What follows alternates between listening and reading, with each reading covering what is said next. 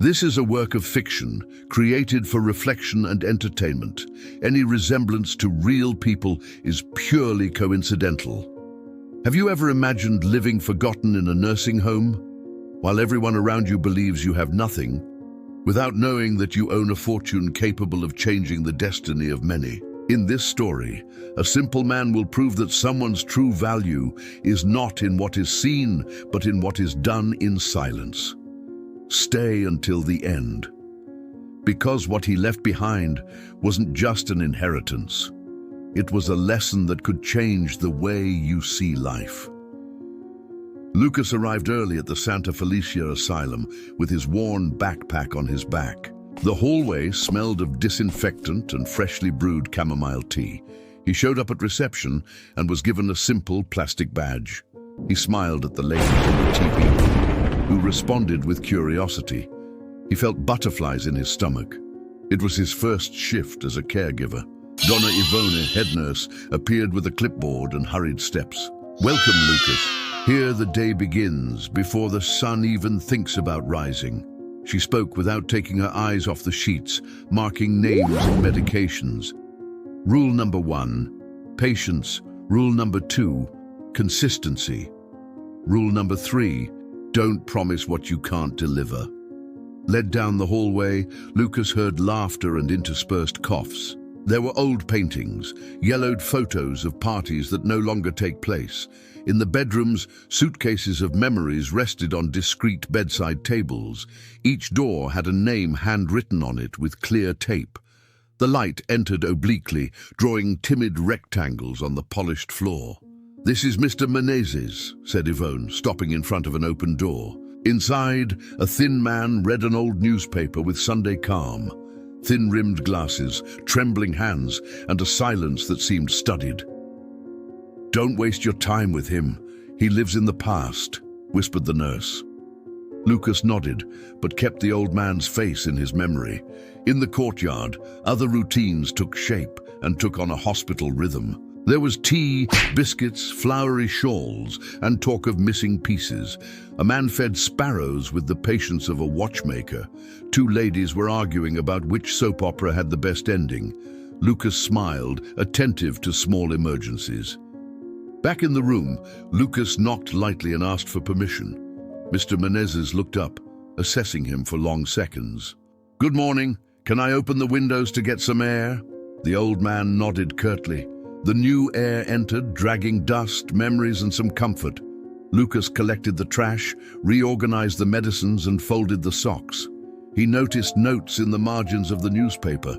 Numbers, arrows, abbreviations, a name underlined twice, as if asking to be remembered.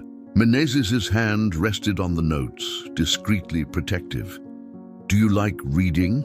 Lucas ventured in a tone of someone asking for permission.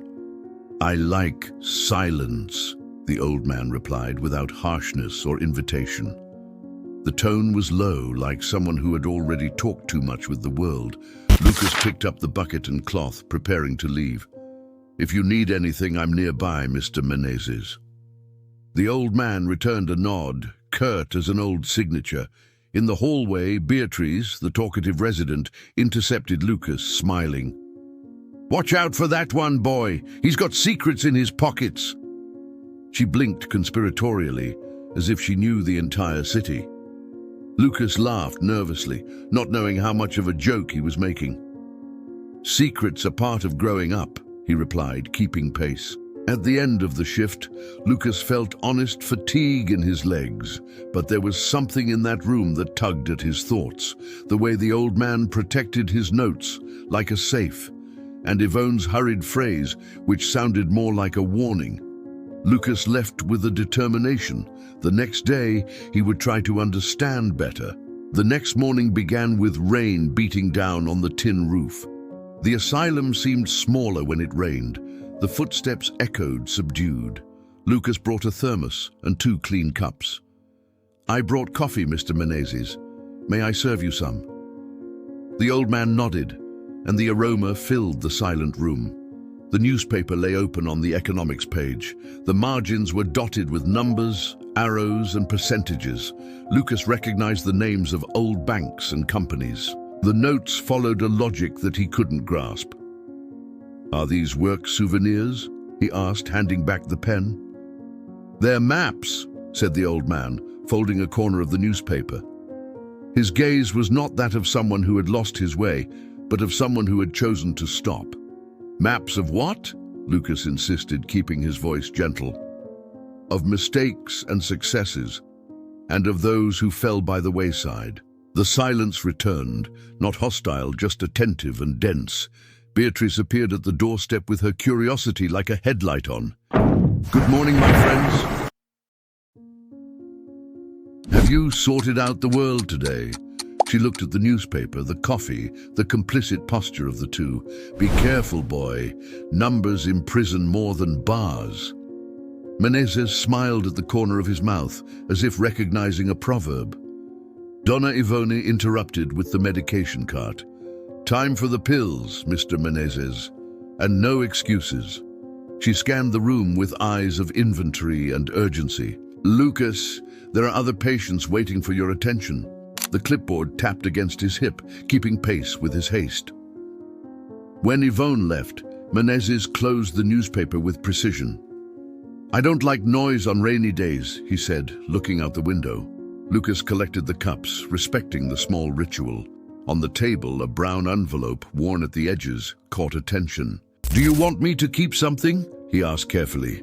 "I want you to bring me a book from the library in the hallway." The old man quoted the title with surprising accuracy. Lucas went to get it, listening to the drops in a patient cadence. When he returned, he found the envelope partially covered by the newspaper. He just put the book down, without asking beyond the limit. Menezes opened the volume with the delicacy of a collector. Between the pages, an old photograph escaped. A young man, dark suit, solemn handshake. In the background, a bank facade, metallic letters shining. Lucas recognized the heavy glow of landmarks that do not fade.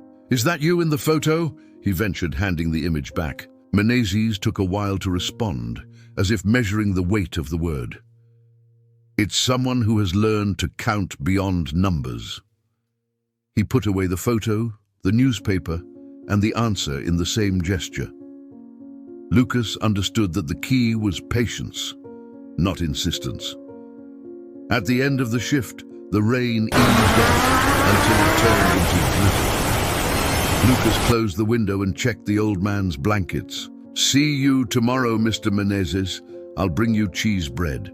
"Bring silence," the old man replied, almost smiling, and the young man left with the impression that he had opened a crack. The day began with sunshine and the smell of clean clothes in the courtyard. Lucas arrived with a bag of cheese bread and a discreet smile. The residents greeted him with affection. He was already part of their routine. In Menezes' room, the same respectful silence awaited him. The newspaper, the book, and the brown envelope remained in the same place. "I brought the bread, Mr. Menezes. It's warm." The old man looked up, evaluating the gesture, as if weighing intentions. "Thanks, young man. The secret to bread is waiting for it to bake properly." Lucas laughed, unsure if it was advice or a reminder. As he poured the coffee, he noticed the book again. The Work Ethic. As he cleaned it, the volume fell open on the floor, revealing a torn envelope. From inside slipped a folded letter written on headed paper. "No Topo Liasi, Northern State Bank, Presidency." Lucas froze. The name Arthur Menezes was written in elegant letters. His heart raced. Menezes watched with dangerous calm. "I shouldn't have touched it, should I?" Lucas said, embarrassed. The old man took a deep breath, his voice low as if harboring echoes. "Curiosity is not a crime, but it requires responsibility." He took the letter, read a few lines, and returned it to the envelope. "Now you know who I was, and the weight that carries." Lucas sat down, stunned. "You are the founder of the bank?" "I was," he replied. "Today, I'm just a man keeping promises." Silence filled the room, thicker than air. Outside, a group of elderly people were playing dominoes, laughing loudly. Inside, two generations looked at each other with new respect. "Why hide something like that?" the young man asked, almost in a whisper. "Because sometimes you have to lose everything to understand what's left." Lucas didn't insist. Menezes returned to the newspaper, drawing invisible numbers. The conversation seemed over, but something had changed between them. A silent pact was forming between truth and loyalty. In the hallway, Beatrice was sneaking a tea tray. "I knew this old man was different. He has the eyes of someone who ruled the world." Lucas tried to hide his nervousness, but the rumor had already started. Beatrice smiled with satisfaction, savoring the power of curiosity. And the secret, still fresh, began to circulate in the asylum. At night, Lucas couldn't sleep. The name Arthur Menezes echoed like a distant bell. He searched on his phone, and the old headlines appeared. "Banker Arthur Menezes mysteriously disappears after selling financial empire." The face in the photo was the same one that was sleeping just a few meters away. At breakfast, the atmosphere in the nursing home was tense and noisy. Beatrice whispered to other residents. Yvonne walked around with a sullen face. Lucas tried to act natural, but he felt eyes weighing down on him. Upon entering the room, Menezes was awake, looking out the window. "I brought your vitamins, Mr. Menezes. Leave them there, please." The voice sounded distant but firm. "Lucas, we need to talk." The young man stopped in the middle of the room, feeling the thin air. Menezes turned around, his gaze tired but lucid. "You have read too much, and now you need to know too little." Lucas remained silent, his hands clasped to his badge. "Promise me you won't tell anyone what you discovered." "Of course, Mr. Menezes. I don't want to cause any trouble." The old man approached slowly, leaning on his cane. "It's not for me. It's for them." He pointed to the hallway where the other elderly people were talking. "They live better, believing that the outside world has forgotten them. If they know there is a rich man here, fake visitors will come. The promises of distant children and poorly disguised ambitions." Lucas understood the weight of loneliness disguised as prudence. "But why don't you use the money to improve the asylum?" Menezes took a deep breath, his eyes welling up with remembrance. "I've tried to help without being seen. Anonymous donations, discreet renovations. But there are always those who turn generosity into debt.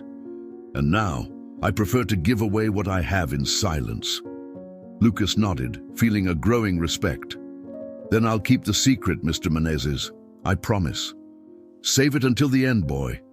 And when the end comes, you'll understand why." His voice trembled with pent-up emotion, time taking its toll. Lucas swore silently, and the trust was sealed. On the way out, Yvonne intercepted him with a suspicious look. "What's the old man talking to you about, huh? Is he up to something?" Lucas feigned distraction. "He just likes to talk." "This old man is dangerous. People who are too quiet hide things."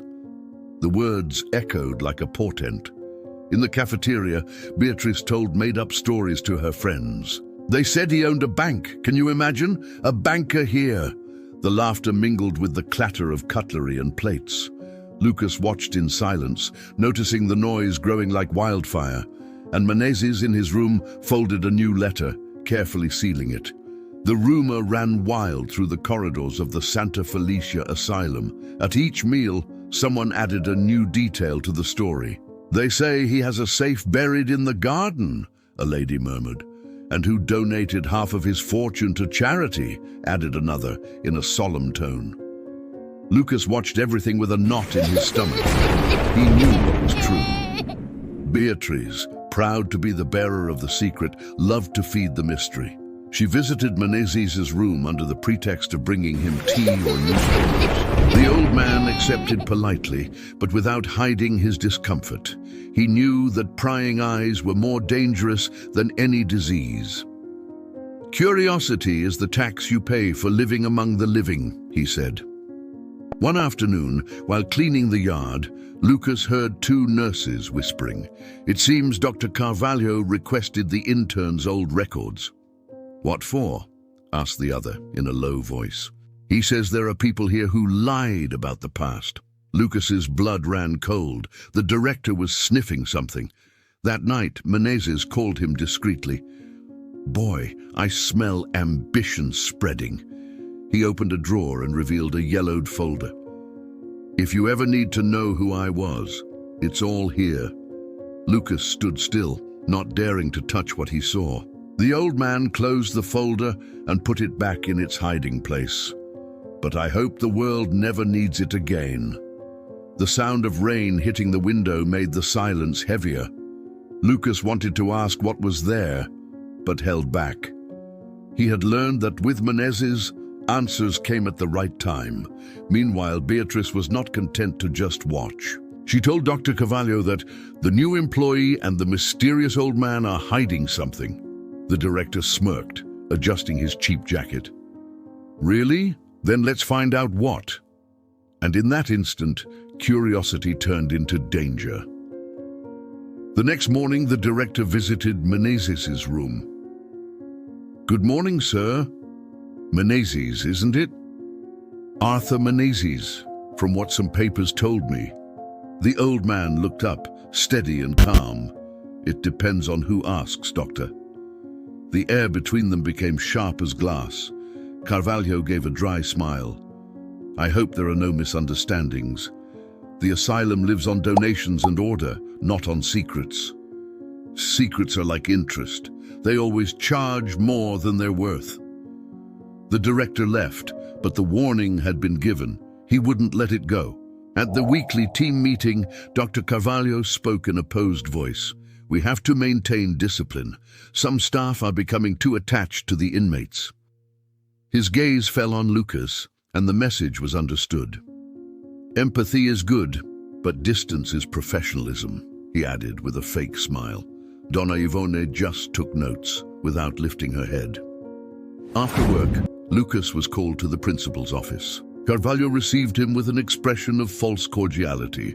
"Lucas, you're a good boy, dedicated, polite, hard-working." The young man took a deep breath, waiting for the but he's getting involved with an inmate in an excessive way.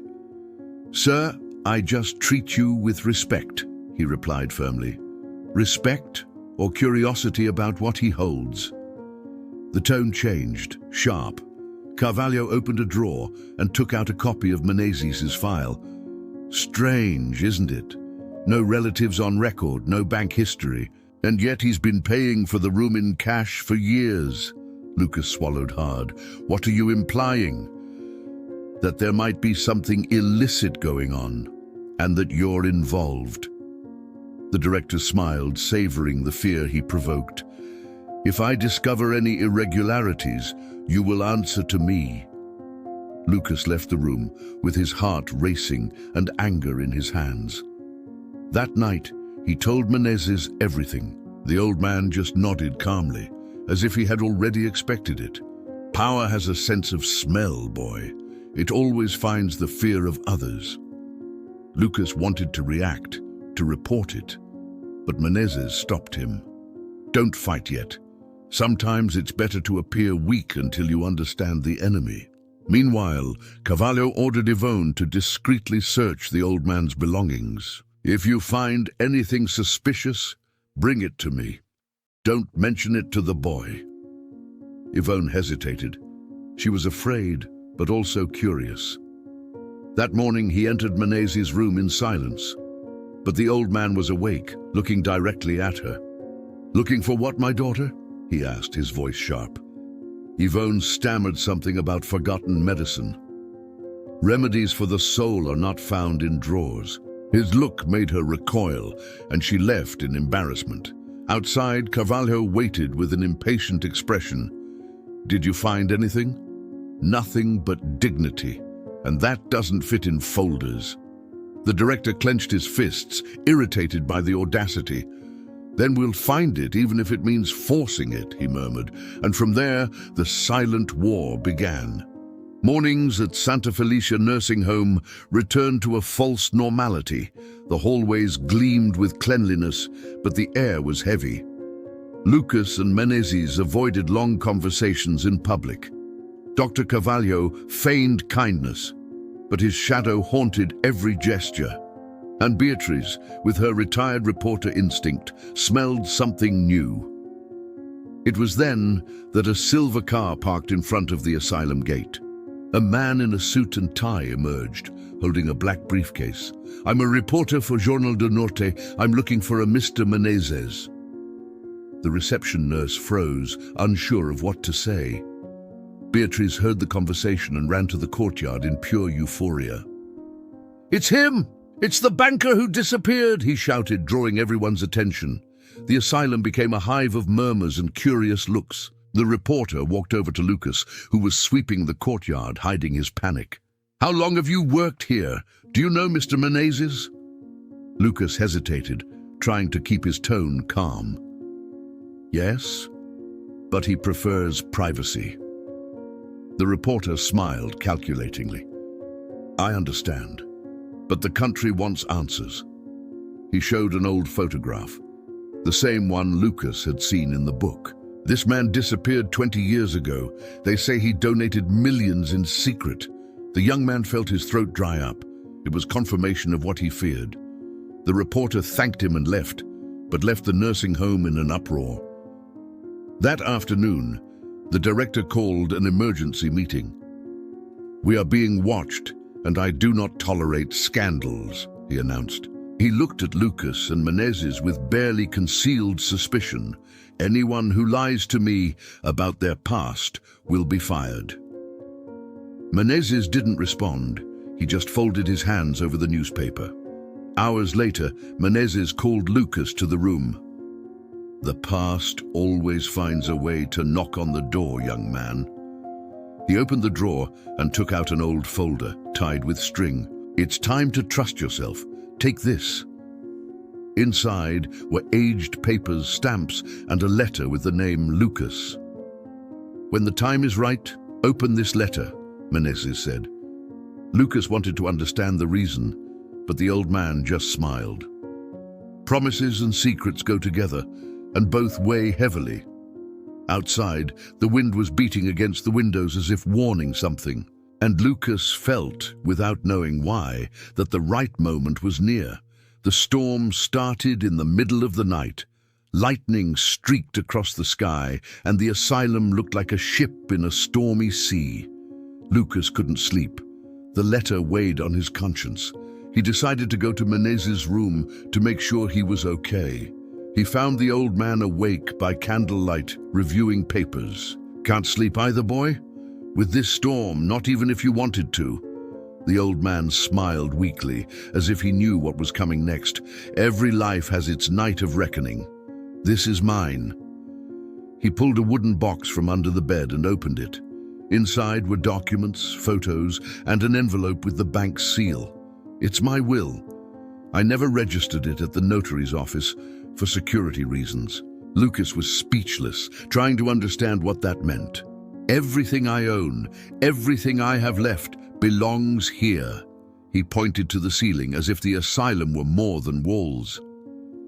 "But there is one condition," the old man continued, his voice trembling. "No one can know who I am until the end. Not now, not later." Lucas wanted to protest, but Menezes raised his hand. "If they know beforehand, they will corrupt the purpose. Good loses value when it becomes a spectacle." The words sounded like a sacred confession. Thunder made the lights flicker and the wind rattled the windows. "If anything happens to me, give this folder to the bank's lawyer. I promise, Mr. Menezes. And remember, Lucas, it's not money that changes the world. It's the intentions behind it." The old man smiled and closed his eyes, tired but at peace.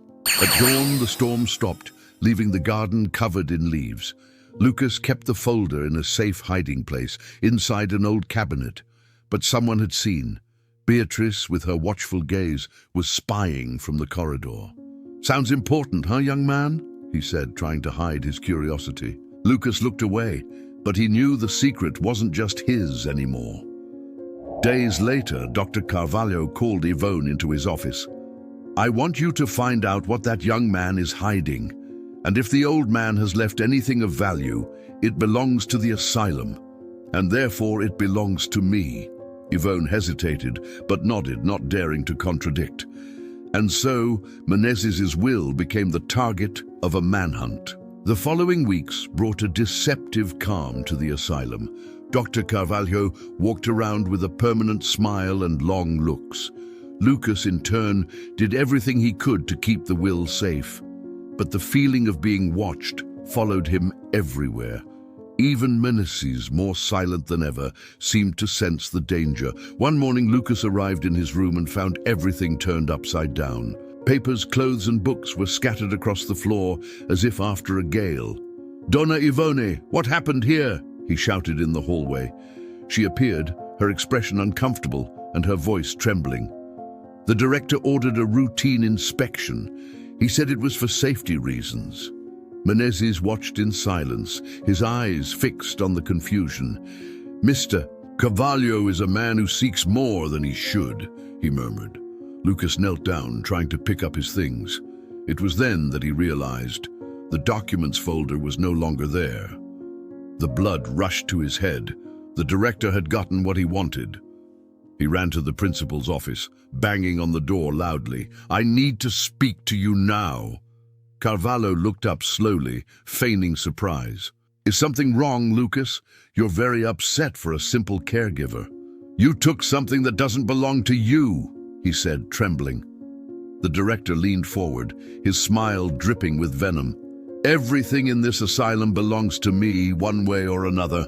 That belonged to Mr. Menezes, and you know it." Carvalho opened the drawer, took out an identical folder and placed it on the table.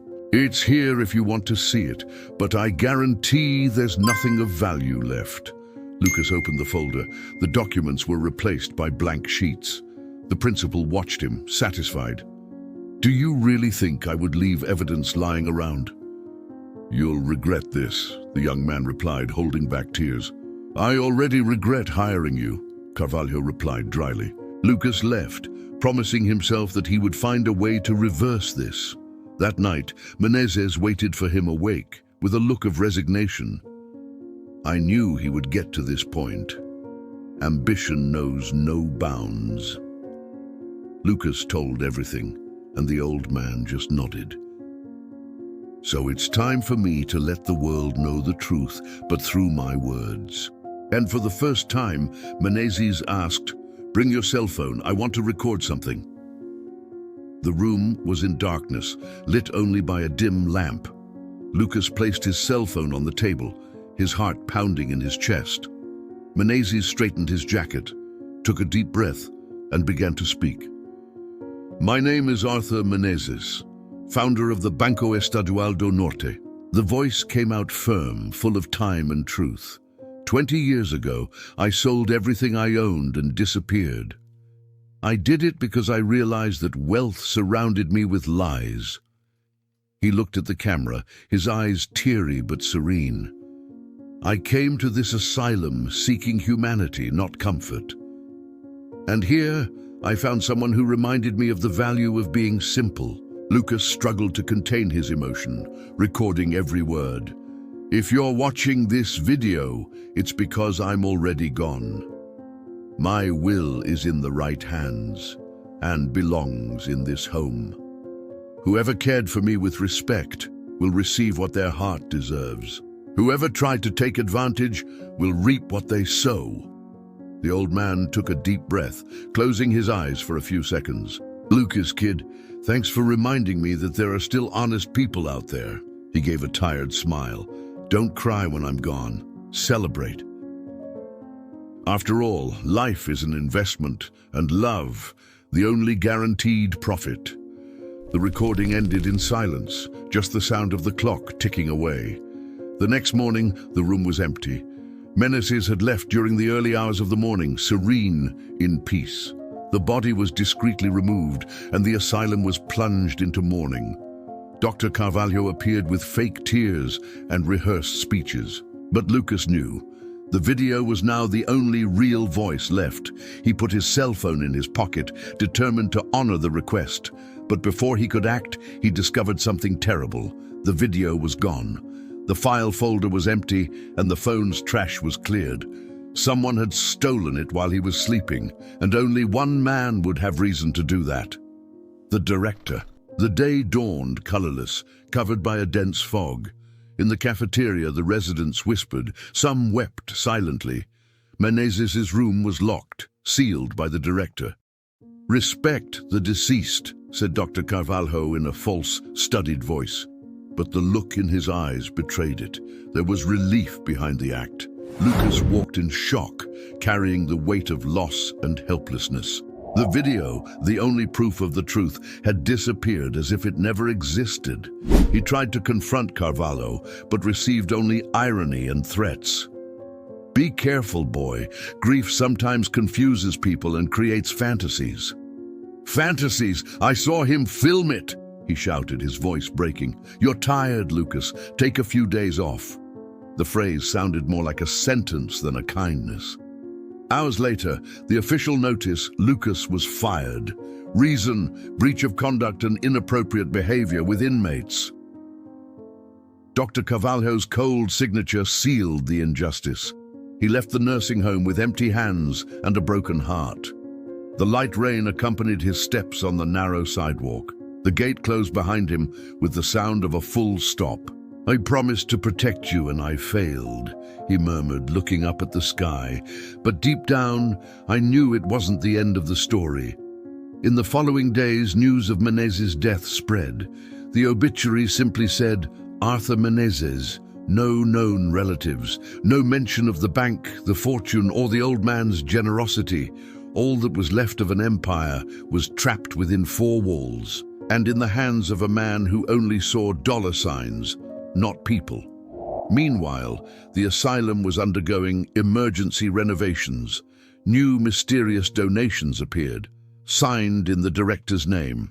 "It's Mr. Menezes' legacy," he told the local press. The reporters took notes without knowing how much of a lie there was, and the inmates, confused, accepted the comfort without understanding the price. Lucas, far away, tried to get back into his routine, but every time he closed his eyes, he saw the old man smile.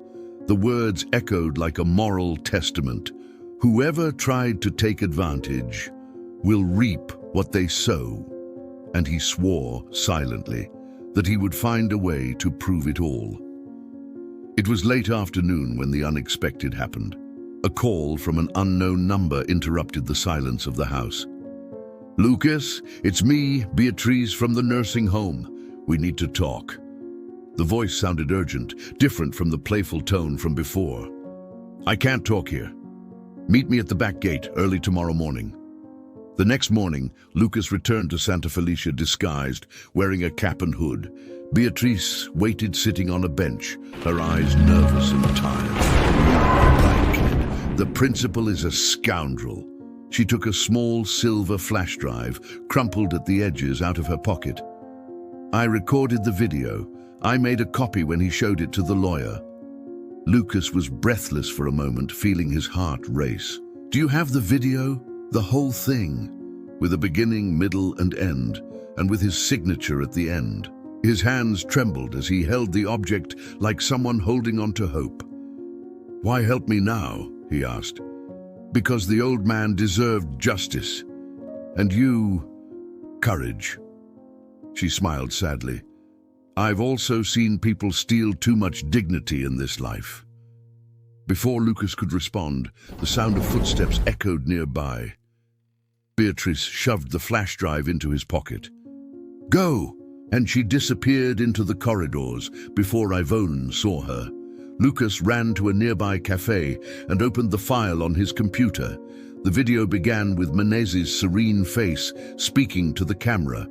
"My name is Arthur Menezes, and this is my truth." The tears flowed before he could stop them. The old man was alive again, within every word. But before I could save the file, the screen flickered and froze. A notification appeared. Remote access detected. Someone was trying to delete the video again, from a distance. Lucas disconnected the Wi-Fi and copied the file to a spare flash drive. "You trusted me, and I will not fail you again," he whispered. In the evening, he posted the video on social media. Title: The banker who lived in the asylum, the truth they hid. Within hours, views skyrocketed. Thousands of comments praised Menezes' humility and fairness, and for the first time, the old man's name became synonymous with respect once again. The next morning, Lucas woke up to his cell phone vibrating non-stop. Messages, notifications and calls flooded the screen. Mr. Menezes' video had surpassed 1 million views. It had spread across the country, and now it was making headlines. Missing banker lived in nursing home and donated fortune to charity. Reporters camped in front of Santa Felicia. Cameras, microphones and drones flew over the old building. The residents looked out of their windows in fear, not understanding the chaos. Dr. Carvalho appeared at the gate, feigning serenity. Yes, Mr. Menezes lived here, but everything was done according to the law. But the questions came flooding in. Why wasn't the will made public? Who authorized the removal of the belongings? Why does the video show you in possession of false documents? The director began to sweat, the mask falling apart in real time. Meanwhile, Lucas was being interviewed live by a local reporter. I only kept one promise. He trusted me, and I couldn't betray that. The young man's voice trembled, but his gaze was steady. Arthur Menezes taught me that a man's worth lies in what he does when no one is looking. The words went viral, reproduced in videos, posts and headlines. The bank confirmed the authenticity of the original will. Lawyers presented copies of hidden transactions and records. Everything proved that Menezes had really left his fortune to the asylum, but it also revealed that Carvalho tried to falsify documents to appropriate the money. The scandal reached national proportions, and the entire country was outraged. Beatrice, beaming, watched everything on television in the nursing home's living room. I always said this old man had a story to tell, he exclaimed. The other residents applauded, laughed and cried at the same time. Donna Ivone, embarrassed, looked at the floor and murmured, "He just wanted peace, and we never realized it." Carvalho tried to flee when he realized the police were on their way. But he was arrested in the parking lot, handcuffed in front of the cameras. Lucas watched from afar, no revenge in his eyes, just relief. He knew that true triumph was not exposing evil, but restoring good. And that afternoon, Arthur Menezes' name echoed as a symbol of justice. The news turned the story into a national phenomenon. Newspapers, radio stations and TV programs repeated the same headline: the banker who lived as a poor man and changed the life of a city. Donations began arriving from all corners of the country. Companies, schools, and even anonymous individuals contributed to the asylum. With the resources, Santa Felicia underwent a complete renovation: painted walls, new rooms, expanded dining room, and a redesigned garden. At the main gate, a new golden plaque was installed, Arthur Menezes Institute, a home for the heart. And below, in smaller letters, humility is the greatest wealth. Lucas was invited to resume his position, but now as director. He refused at first, saying he was not worthy, but he changed his mind. He taught me that leading is serving, he responded to the team. Beatrice became a sort of counselor and storyteller for the home. Yvonne, repentant, began to treat the residents with real tenderness. The reopening day was exciting. Children from local schools came to sing in the renovated courtyard.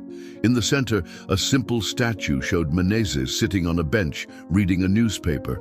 Next to it, a plaque with his phrase, "Life is an investment, and love is the only guaranteed return." Lucas spoke in front of the crowd and the cameras. He could have died in silence, but he chose to leave a lesson. We don't have to be rich to change the world. We just have to be fair. The audience applauded, and many wept quietly. It was as if Menezes himself was there, smiling among them. At the end of the event, a lawyer approached Lucas. There was something that Mr. Menezes asked me to deliver personally after everything was resolved. It was a letter, sealed and addressed to the young man. Lucas held the envelope, his heart racing. In the corner, in shaky handwriting, it read, "Open when the world is at peace." He smiled, putting it in his pocket without opening it. The sun was setting behind the asylum, painting the sky golden. The light breeze seemed like a gesture of farewell or gratitude. The weight of the previous months was gradually transformed into lightness. And for the first time in a long time, Lucas felt like everything was right. Months had passed since the reopening of the Arthur Menezes Institute. The asylum, once forgotten and silent, now vibrated with life and hope. The white walls reflected laughter, and the smell of cake replaced that of disinfectant. The garden bloomed as if the old man himself had planted every petal. But there was one thing Lucas hadn't done yet: open the letter. Every night he would take it out of the drawer, look at the intact seal, and hesitate. He feared that the content would end Menezes' presence in his life once and for all. But on that day, the anniversary of the old man's death, he felt it was time. He sat on the garden bench in front of the statue of the banker. The wind blew gently, swaying the leaves like silent applause. With trembling hands, he broke the seal and unfolded the yellowed paper. The first lines hit him with the force of a hug. "My dear Lucas, if this letter reached you, it means that you kept your promise. And if the world is at peace as I asked, I want you to know that my journey did not end here." Lucas took a deep breath, his eyes welling up. "The money I donated is only part of what I built. There is another fund, hidden and reserved, created to sustain the Institute for generations. The instructions are in a safe, the key to which is where it all began, the bank. But above gold there is another treasure, the one I have already found in you. Loyalty and empathy are not priced in the market, and that is why they are rare." The words continued, soft and paternal, full of teaching. "Use what you inherit not to grow, but to multiply good. Don't let the Institute become just a building. Make it a home. And remember, every life touched is an investment in eternal time." At the end, a shaky line like a signature of fate. "With gratitude, Arthur." Lucas folded the letter carefully and looked at the statue. The setting sun seemed to illuminate the old man's bronze face, giving it life. Beatrice approached with slow steps and a tender smile. "So, did he still leave any surprises?" she asked curiously. Lucas nodded, tucking the letter into his pocket. "Enough to keep the dream alive." In the following months, the Institute grew beyond the city's borders.